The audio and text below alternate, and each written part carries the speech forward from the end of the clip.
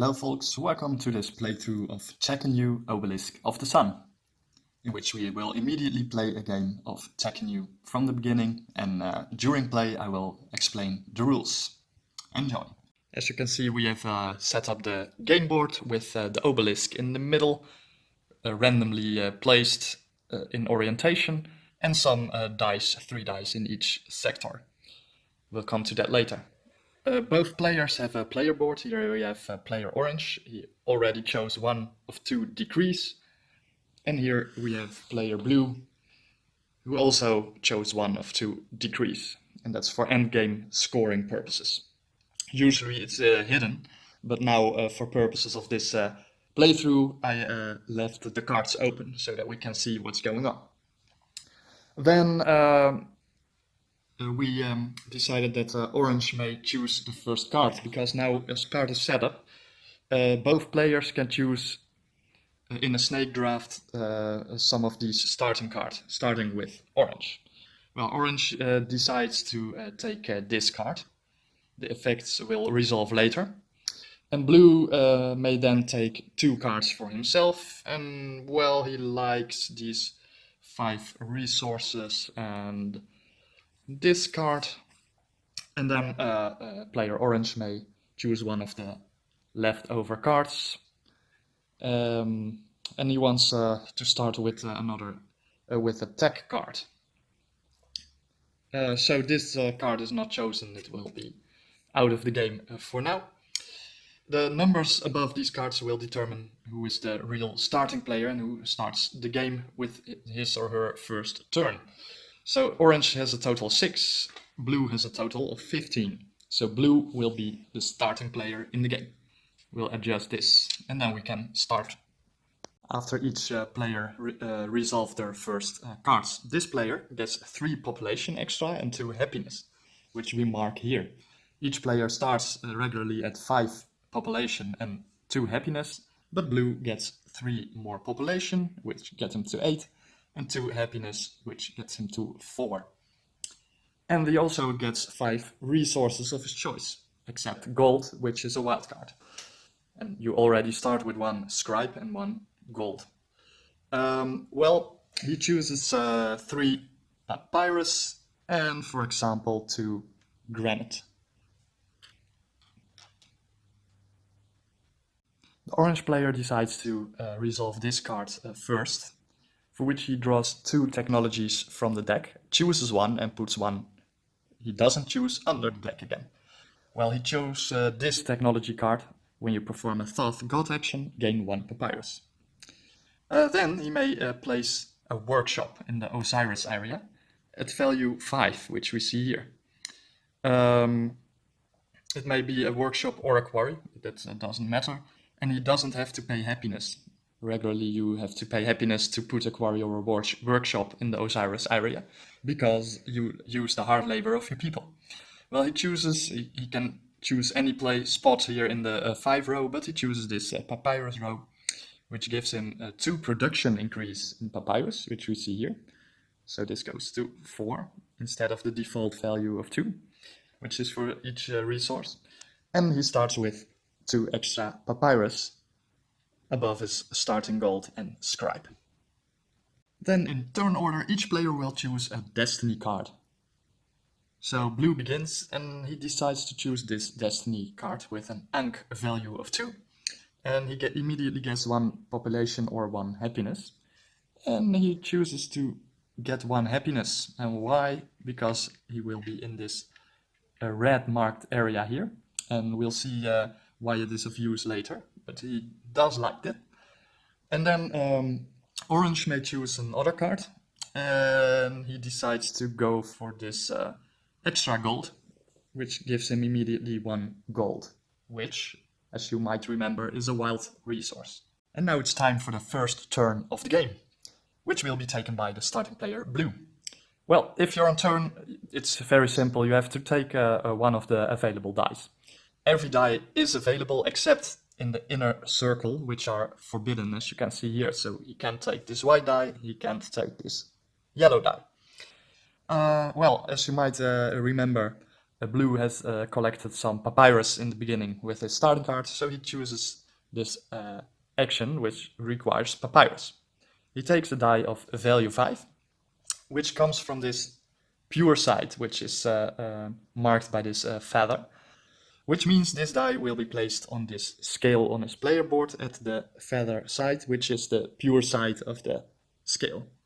The other one is the tainted side, and we'll see about that later. Well, if you take a die, you can either take a production action, or you can take the god action associated with the area which you took the die from. Blue decides to take the god action here, which is the Thoth god action. What he can do is, he drafted a die of value 5, he then must pay 3 papyrus and take 3 cards. In the beginning, these 7 cards are available, which are blessing cards and technology cards.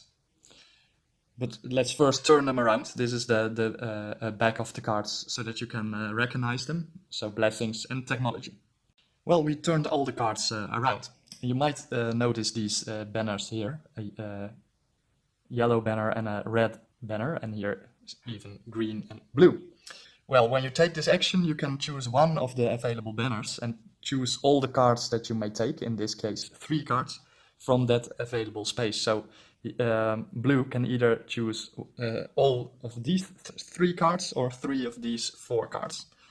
The other cards are not yet available, because then this population marker would have to be in the green or even the blue spots. Then these cards will be opened. But you can't really take the cards from that moment, because it's depending on the happiness marker which cards you may choose. So, for example, Orange can only choose from these 3 cards, because he's in the yellow area here. But Blue is already here in the red area, because of his starting card and his destiny card, which got him to value 5 of happiness. So he can choose either 3 cards of here or 3 of here. And he already inspected these cards at the beginning of the game, and he liked several of these cards. So he takes 2 technology cards and 1 blessing, and takes it. After his turn, these cards will be refilled with 1 blessing and 2 technologies. Well, this action cost Blue his 3 papyrus, which he had in the beginning. But now he has 2 technology cards, which last the whole game. So each time something happens, he gets, in this case, points. Each time he takes a Ra action. And each time he receives a Horus bonus from a statue, he gains 1 granite. And also he has a blessing card, which is a one-time use card, but regularly very powerful one-time use.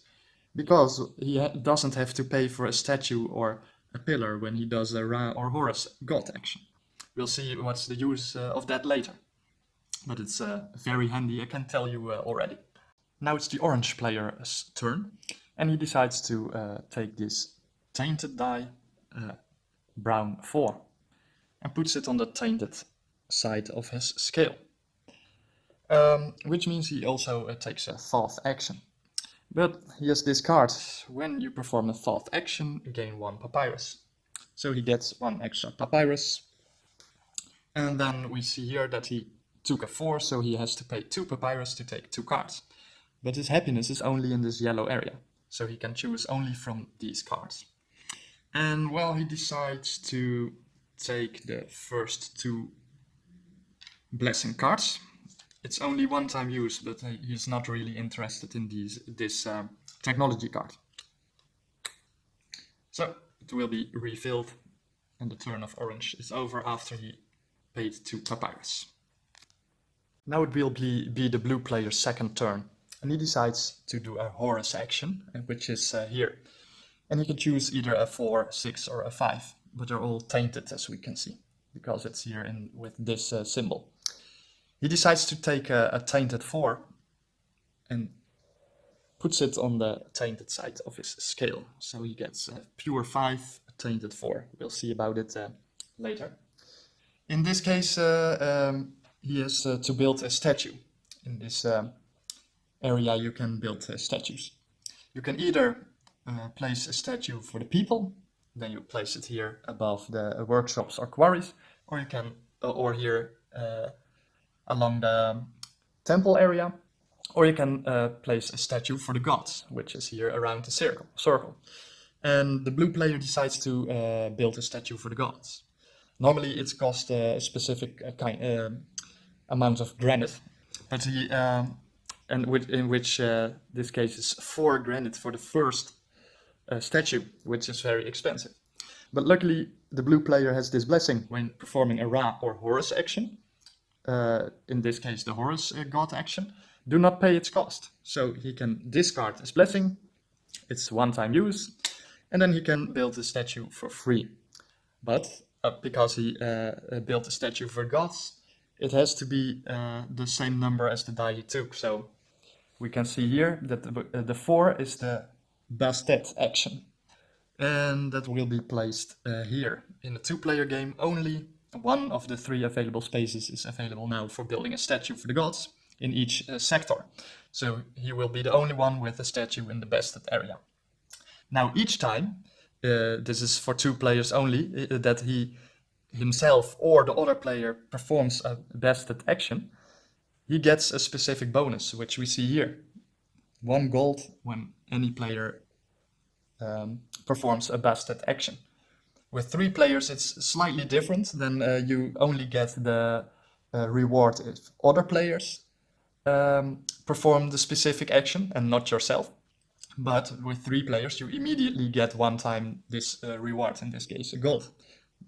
That's not the case in the 2-player game, but in this case, both players, when they take one of these dice and perform this action, this Bastet god action, then blue would get 1 gold. In a 4-player game, there is no immediate reward for the statue, but each time another player takes one of these dice, he would get the blue player would get the reward. And now finally it's the orange player's second turn, and he decides to take one of these Osiris dice. He can either take this pure brown die or one of these tainted dice, white 1 or white 6, and he decided to take this tainted 6. It has to go on this tainted side of his scale. And then he can build a workshop or quarry at value 6, which is very good. But this time it will cost him 1 happiness. So his happiness decreases by 1 and gets to value 1. And then he decides to put 1 building out on one of these spots. Orange decides to place a quarry, a granite quarry, here, and then he gets 2 granite, and his production goes up by 2, so like this. And then also he can go up 1 of the 4 production areas again, so he can also get another granite, for example, or one of the other spaces. Well, okay, he decides go all in for this. He also took the 2 granite, and its turn is over. Now each player has done 2 turns. We see here 2 dice for orange, 2 dice for blue. The obelisk will turn 1 space clockwise. And we'll draft some new, or place some new dice on the board. In this case, the dice come on the shadow area. We have the light area here, which has 2 of the sectors, and the dark area here, also 2 sectors. And then at the sides we have 2 shadow areas, and that's where the new dice come. It's a new dice equal to the number of players, so 2 dice on this side and 2 dice on the other shadow side, that's here. And then the following happens. We have to rearrange some dice, because as you see here, on each color of darkness, you see which dice are pure, which are tainted, and which are forbidden. So if the obelisk turned, we have to check whether all the dice placement are correct. So we have here white die. It's forbidden. Here is also a white die, which just was tainted, but now it's in the dark, so it's forbidden. Gray dice are always tainted. no matter where they are. In this case, the brown die is also tainted. Here we have 2 gray die, which are tainted, and 1 black die is also tainted. Here there's some mix up in positions. This forbidden yellow die gets pure. Also this brown die, and we get here some tainted dice. And here we have the light side, and that means this one is still pure, and these yellow are tainted. And here we have a brown die, which was pure, but now is forbidden, because it's now in the light instead of the shadow. Now all the dice are placed in the new positions. The blue player now decides to take another Horus action. This time he has to pay because he doesn't have a blessing anymore. And he takes this gray 5, which is tainted, and gets on the tainted side of his scale. He pays 3 granite, but he has only 2, but he has a gold, which is a wild, so he can pay 3 granite for the second statue. As you can see here, it's 3. And because he took a 5, you can see here he wants to build another statue for the gods, which is the Horus space itself. Well, although he is taking this action himself now, the statue wasn't there at the beginning of his turn, so he won't get the bonus now. But whenever he or another player will take a Horus action in the future, blue would get 2 happiness, as we can see here, associated with the Horus action. This was blue's turn. Now orange is on turn again. This time the orange player will choose a Bastet God action, which can increase the happiness of your population, equal to the number of pips on the die you choose. It costs always 2 papyrus. So a high die is in this case good, although if you pick a lower die you get compensated in some extra scribes.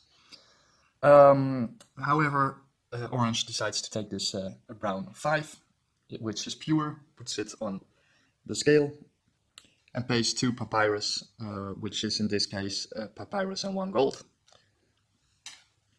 And well, then he can, this is here, can increase his happiness by 5. However, happiness can never exceed your population limit. This population marker is really only a limit for how many happiness you can have. So instead, he first plays his blessing card. He has here something, gain 3 population or 3 happiness, and he decides, well, let's take some extra population before I take this action.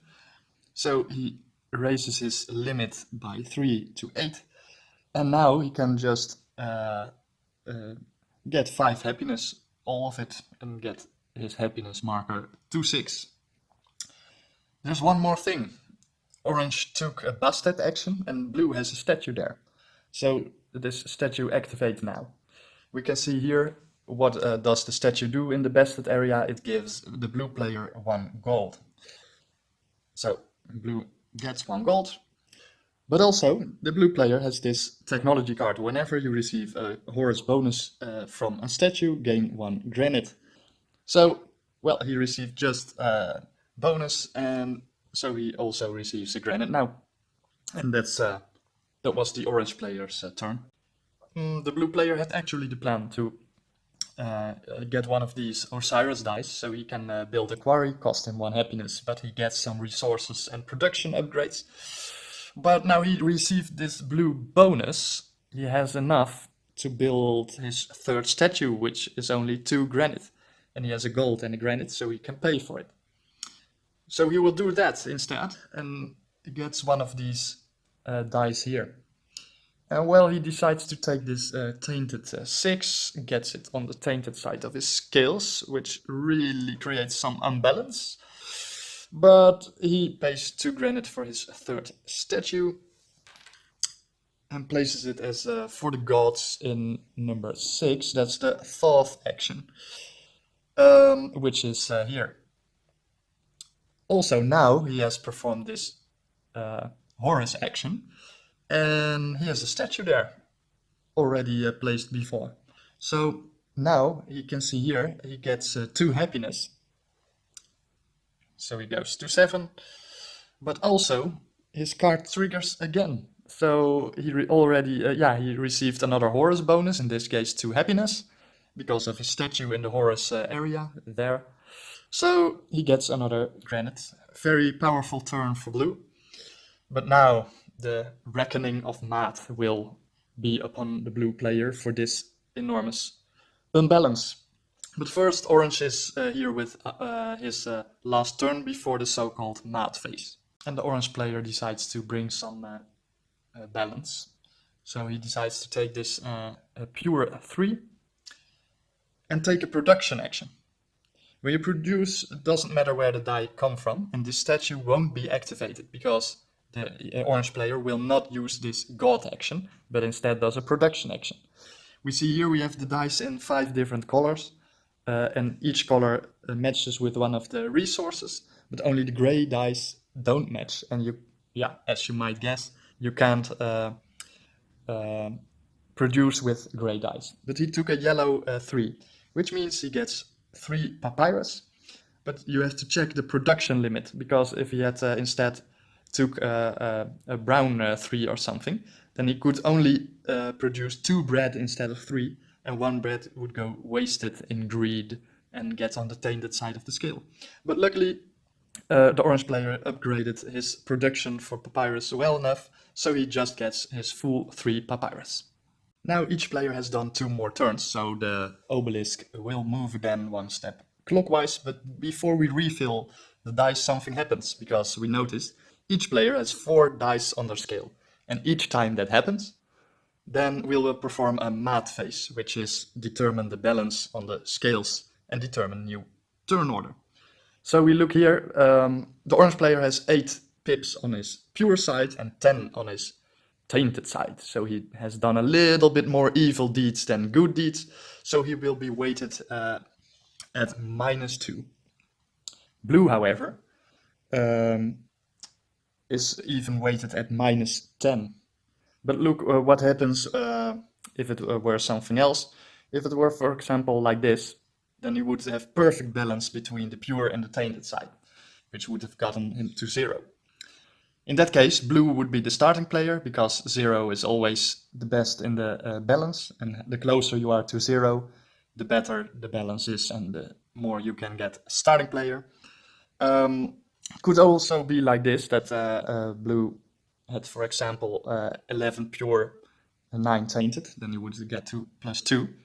In that case, there would be a tie. They're both equally far from the 0. And then the Ankh value of the destiny cards would count. The highest value wins the tie. So in this case, blue would again be starting player.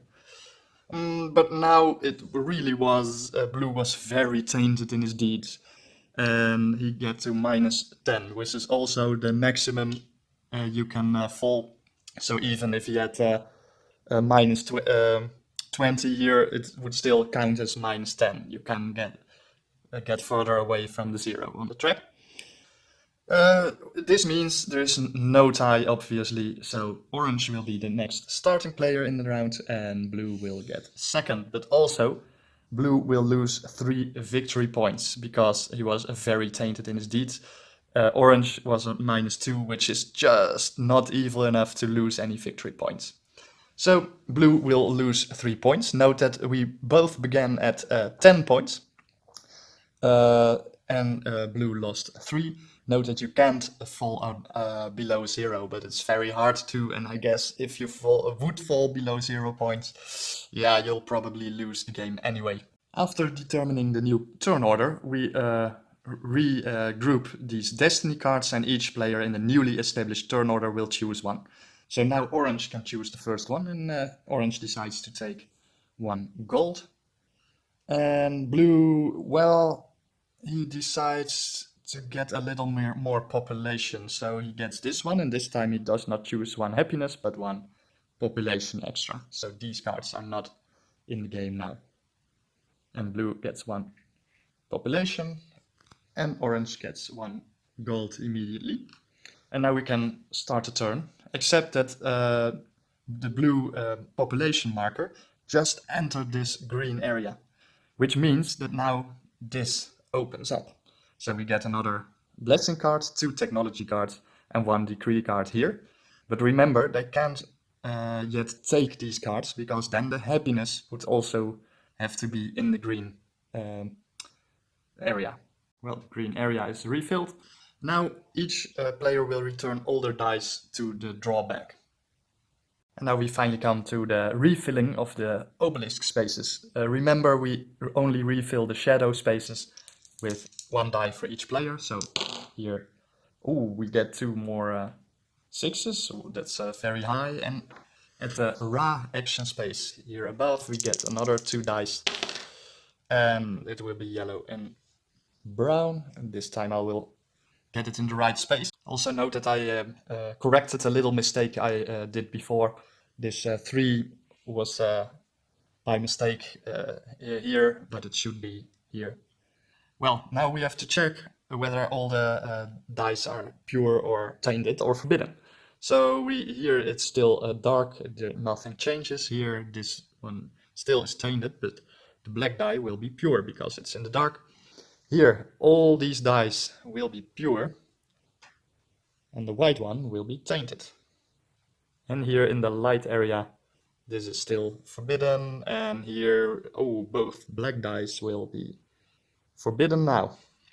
And here, the yellow die will be pure, and the 2 white dice will be tainted.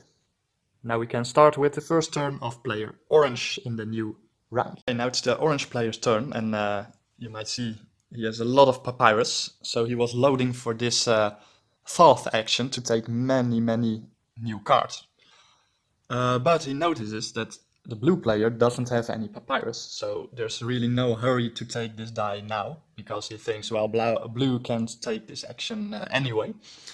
And what he decides to do is take this tainted 3 in the Horus space, because he wants to build a statue.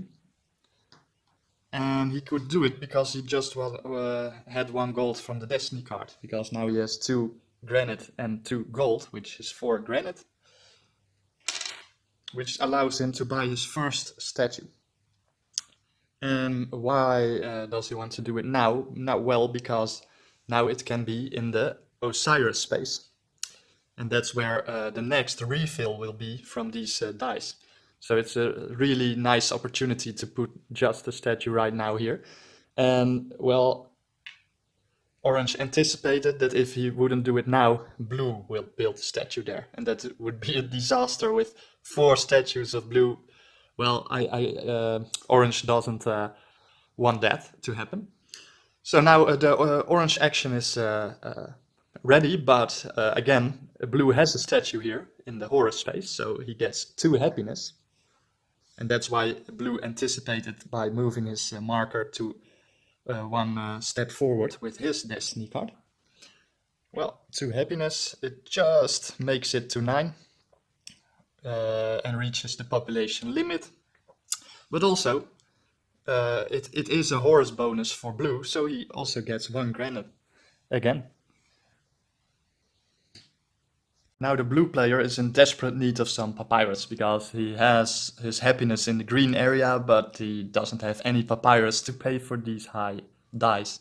These high dice are good, because you can get many cards, but you have to have 3 papyrus. Whereas if it were a 1 or 2, he would get 1 card, but for free. So, well, he should get some papyrus, and well, he can produce, but his production marker is only at 2, and he doesn't feel like wasting a turn on getting just 2 papyrus. So he decides, well, as orange already anticipated, get an Osiris action for this tainted 2.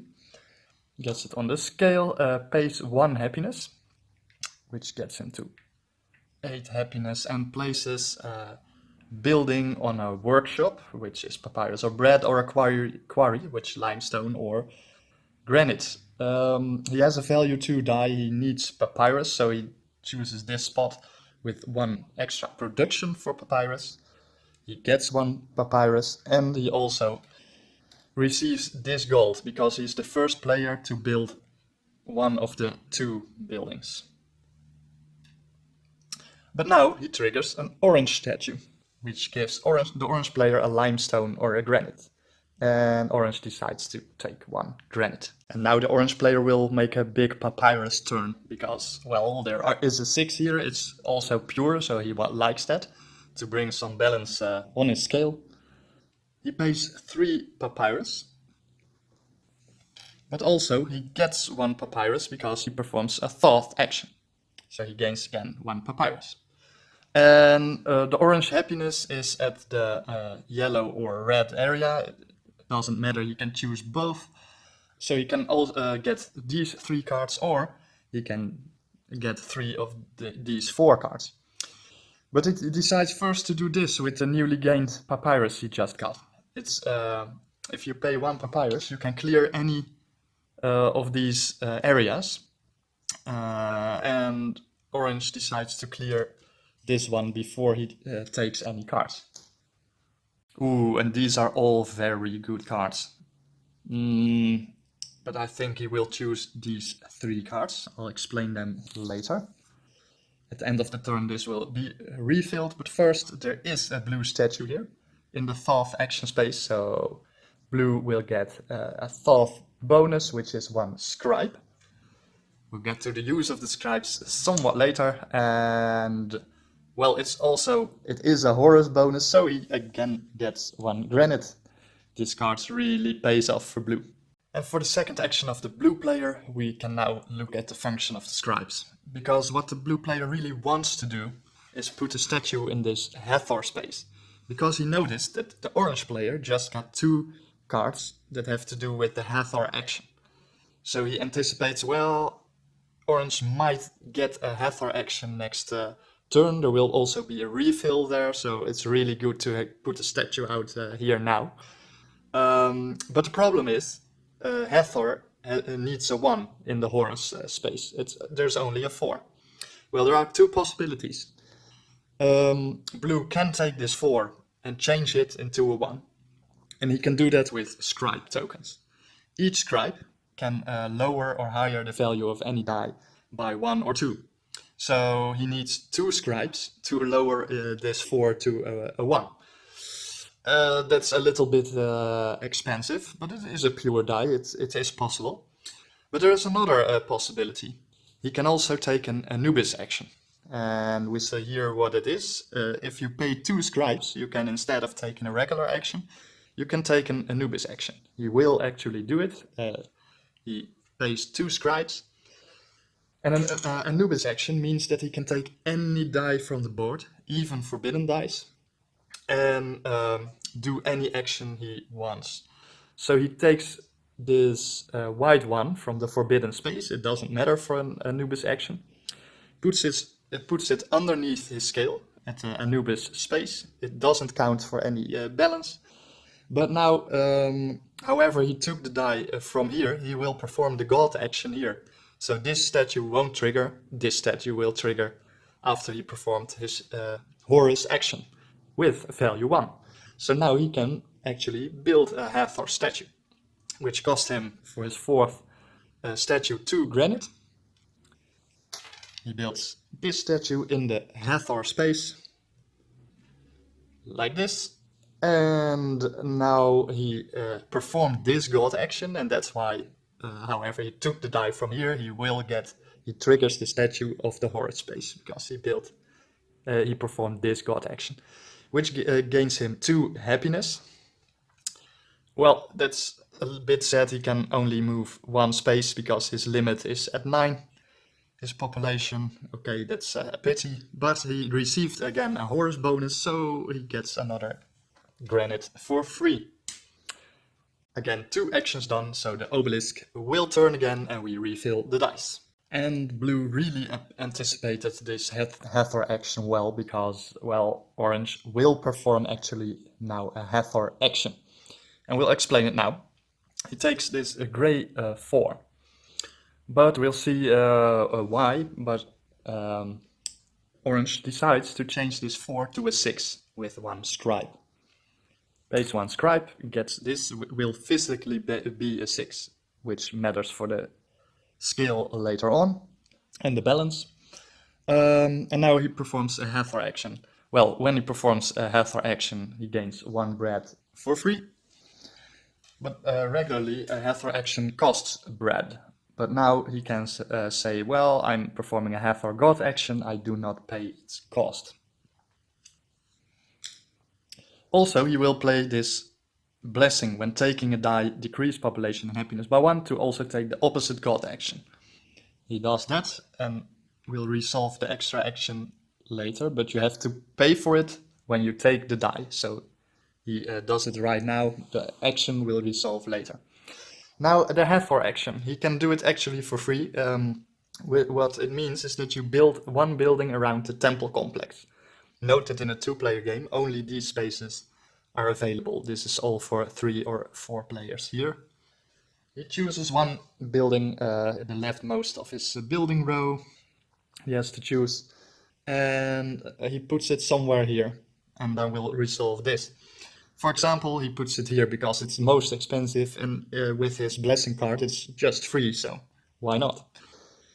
If you place a building here, you will look which resources you encounter in the row or column where you placed it, in this case, a column. Then for each resource depicted, you get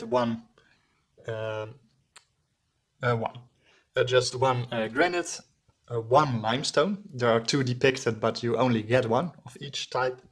1 gold, 1 papyrus, and 1 bread. Okay, he gets it here.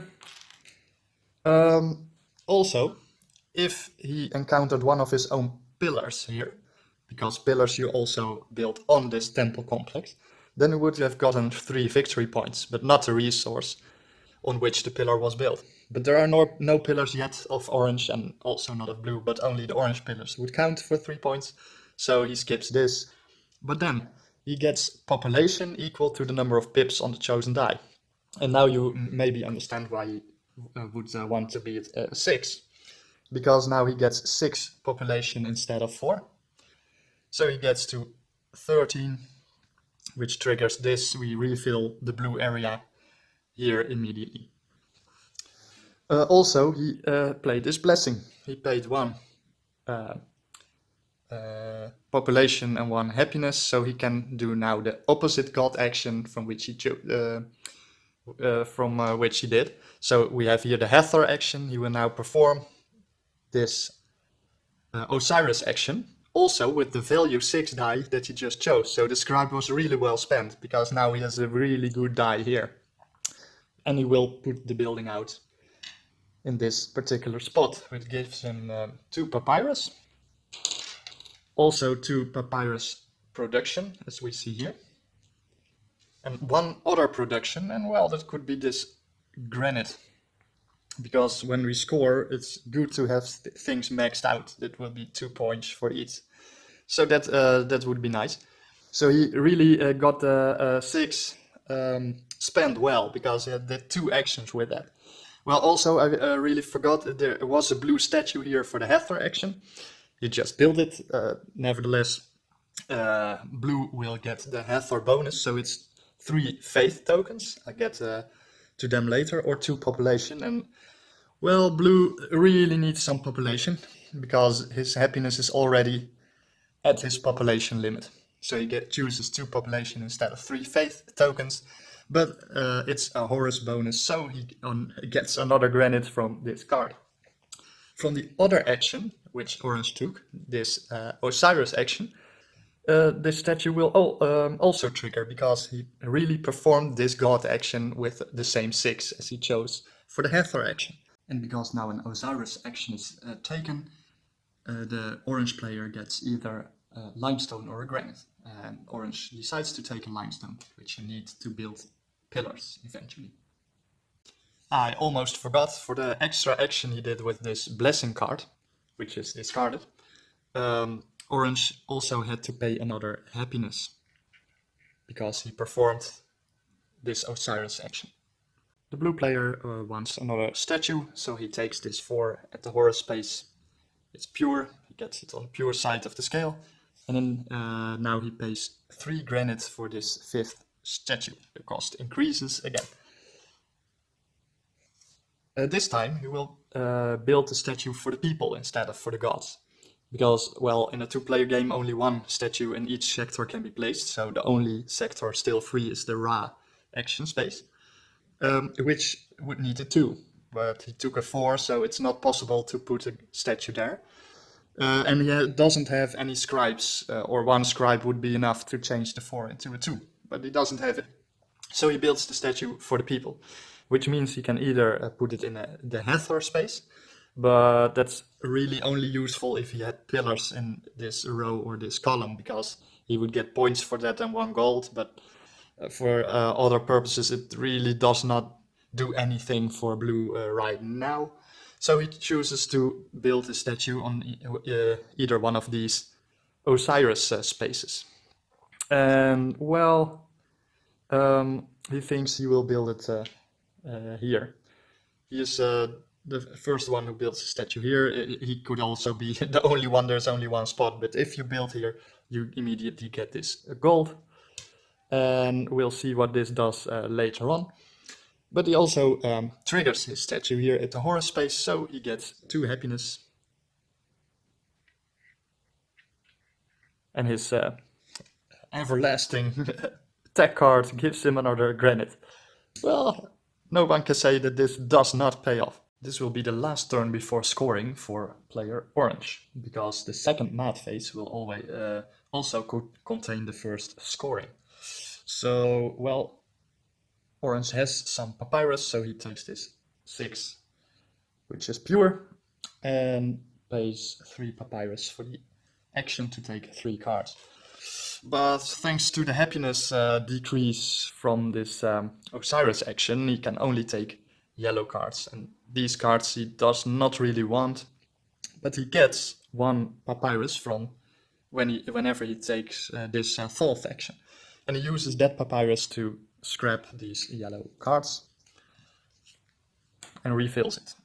You can do the refill only once each turn for each sector, so he already replaced this sector, he couldn't do it again, but okay, these cards he is happy to take.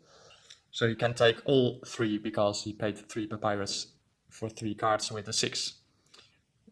Note that if you take a 6, you can't pay less to do one of these actions than you would have specifically take a 3 or a 4 or a 1 or a 2. Also, the Thoth statue gives the blue player 1 scribe and 1 granite, because the orange player took this Thoth action.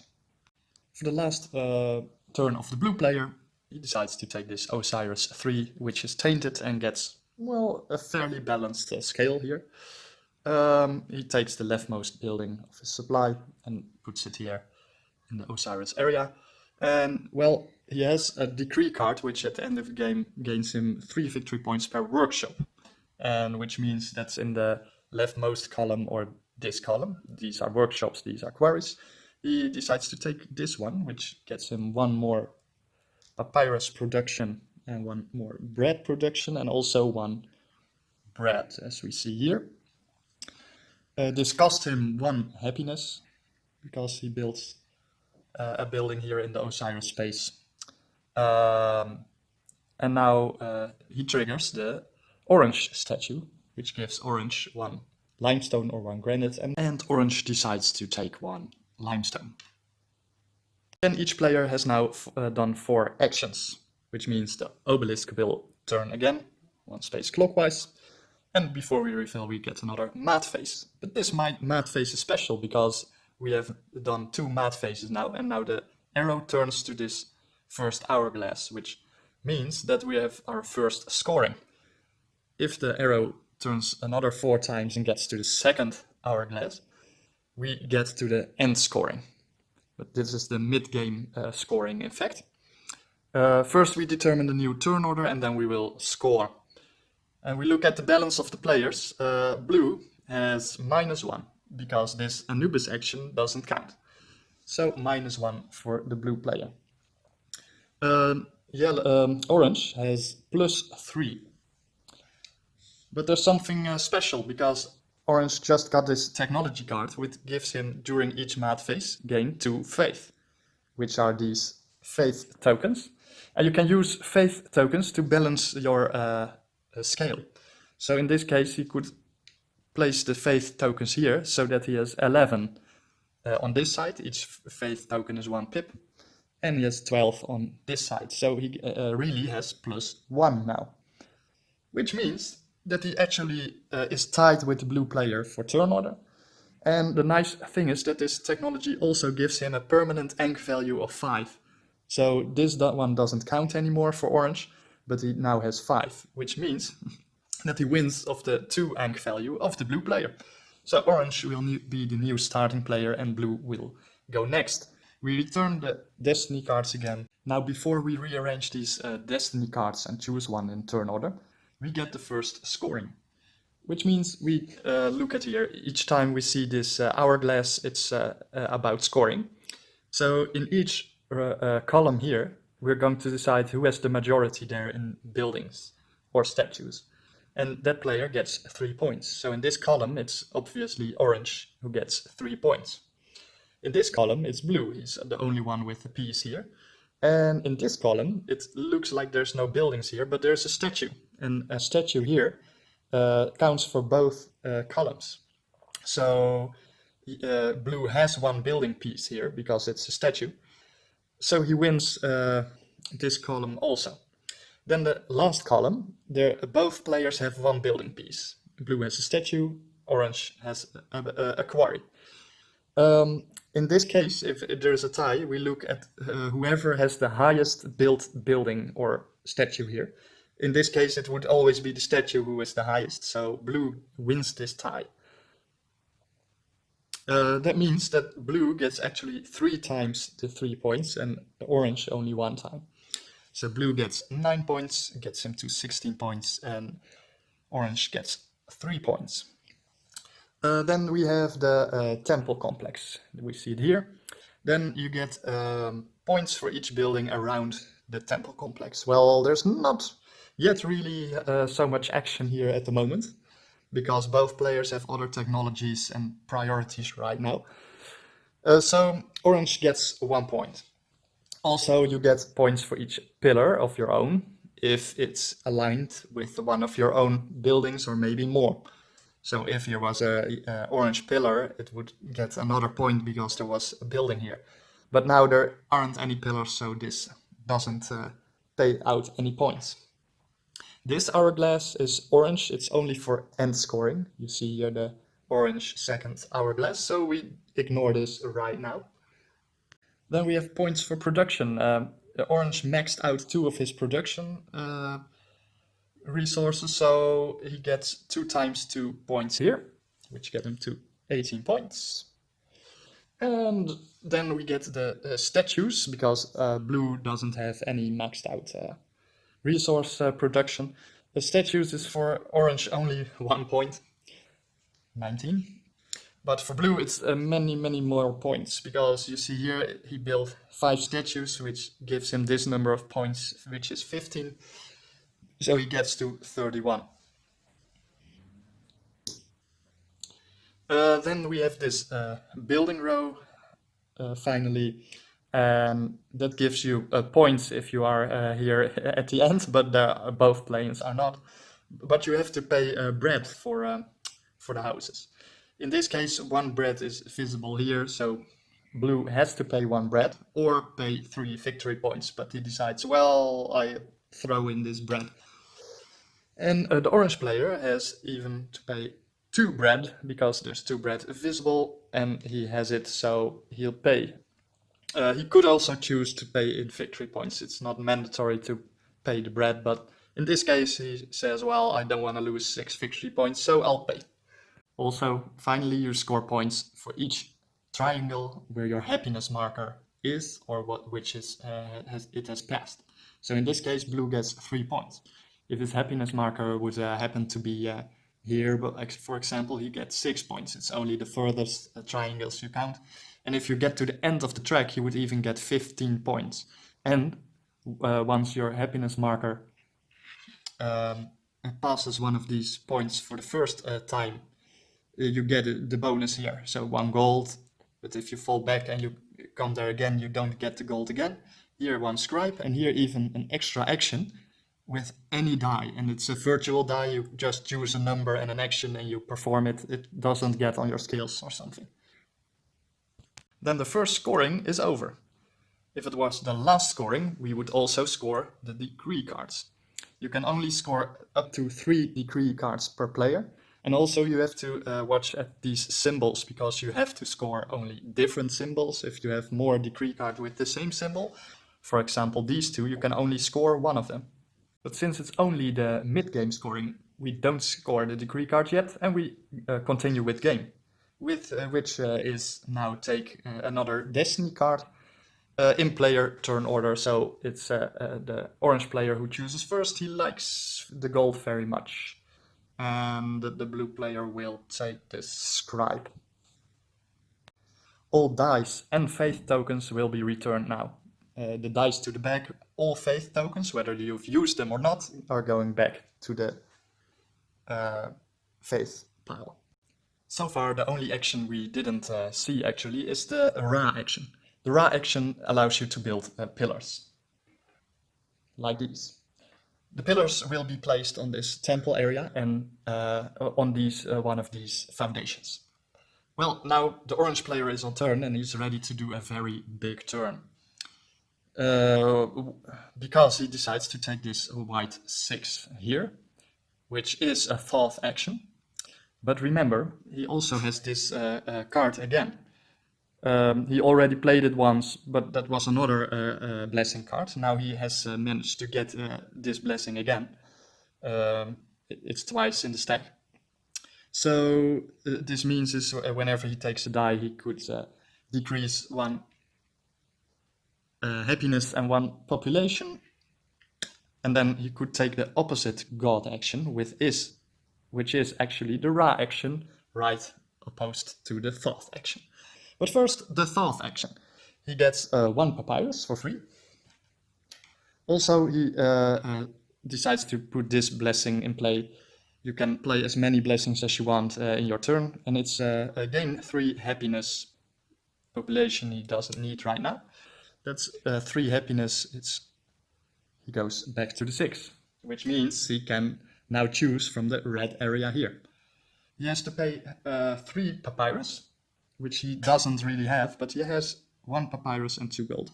It's a little costly, but okay, he can now choose 3 cards from the red or the yellow area, but he decides to take this from the red area. He decides to keep these 3 cards from the red area and refills the rest of the spots. And because blue had a statue here, he gets 1 scribe and the granite from the technology card blue has. Then it's time for the extra action of the orange player, because he played this and discarded this blessing.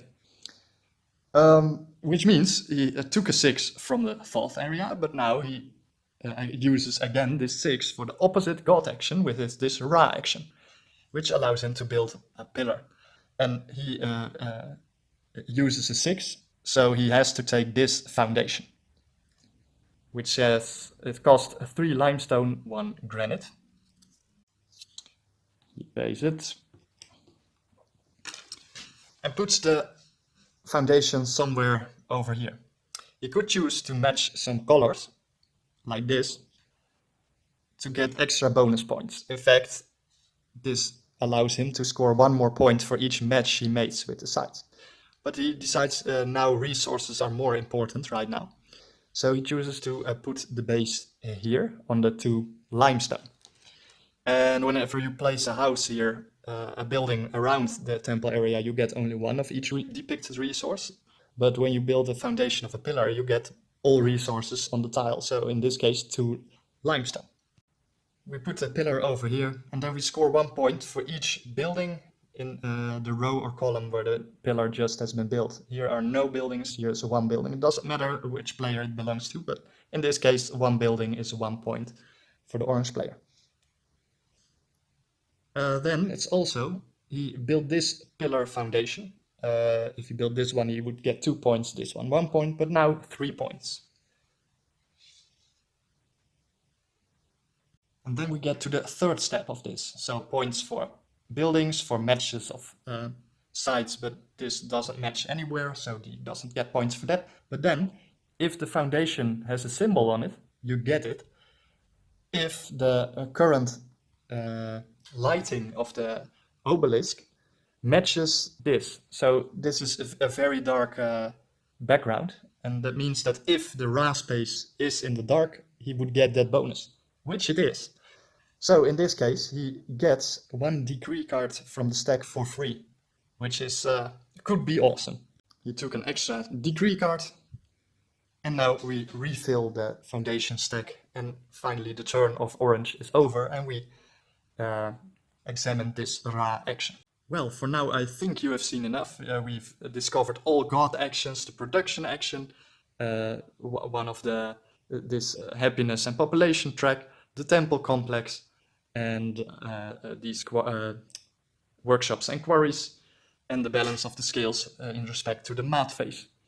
Also, yeah, at the end of the game, that's really after a few more turns of the obelisk, when this arrow points to that, then we have 16 turns in total, and then the final scoring takes place. It's just like the mid-game scoring, except that the first player gets another 3 points, because the Maat Phase will go off once again. The first player gets 3 points. In a 3 or 4 player game, the second player also gets 2 points. And then all the things that scored in the mid-term scoring score again. And also your decree cards. And as I already explained, only 3 cards maximum, and they have to have different symbols to be able to score them.